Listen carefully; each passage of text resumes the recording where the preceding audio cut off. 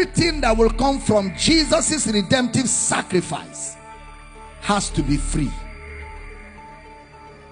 Everything that will come from Jesus' redemptive sacrifice has to be free. If it is Jesus, it is freely given.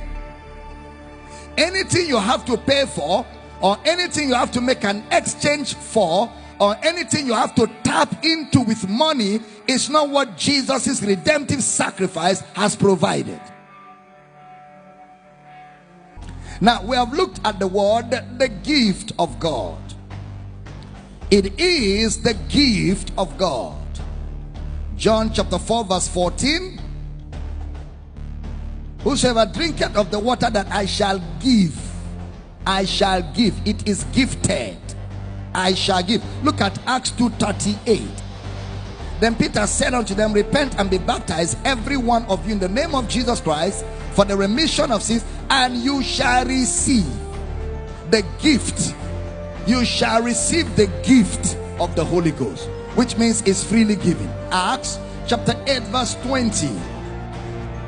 But Peter said unto him, thy money perish with thee, because thou hast thought that the gift of God may be purchased with money. You can't buy what God gives, because it is freely given. Ephesians chapter 2 verse 8. For by grace are you saved through faith, and that not of yourselves. It is the gift of God. So the gift of God will have to be free. How will you want to have a father that you pay before he talks to you? A father that you can't have his audience till you pay? What kind of useless father is that? Huh? When you want to talk to him, you sow a seed. If you want him to answer you fast, you sow a sacrificial seed. And if you want him to answer you fast, you sow a heavy sacrificial seed. Is he a father or an area father or a businessman wearing the cloth of a father?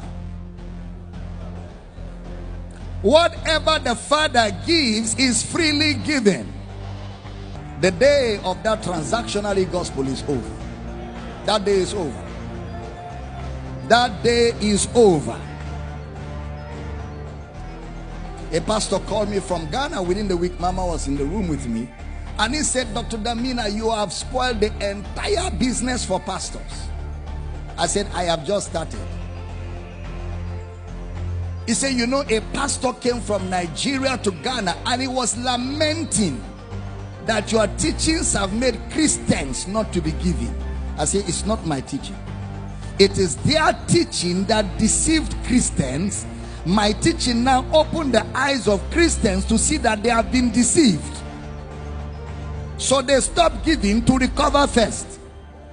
Then they will now hear what the right thing should be before knowing what to do.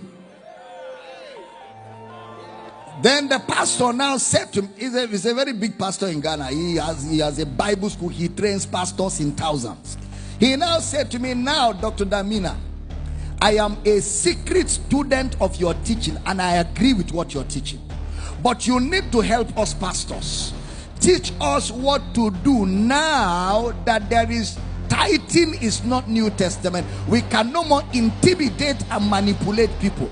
What do we do going forward? I told him, don't worry, I'm going to do a book on ministry and the life of a minister. And I said to him, every preacher of the gospel will have to look for a business, a source of sustenance, and stop depending on tithe and offerings, because if you have money for yourself, you won't manipulate the gospel to get anything from anybody.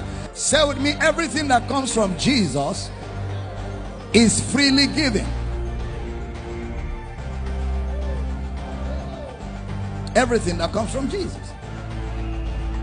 Everything that comes from Jesus is freely given. That means it will have no conditions to eat. Do this for God to do this. Fraud. If you don't do this, God cannot do this. Scam in capital letters. If it's given by Jesus, it has no conditions attached, because the Spirit is given after Jesus has paid the price. So the gift of the Spirit, or the giving of the Spirit, has no conditions at all to it. It has no conditions at all to it.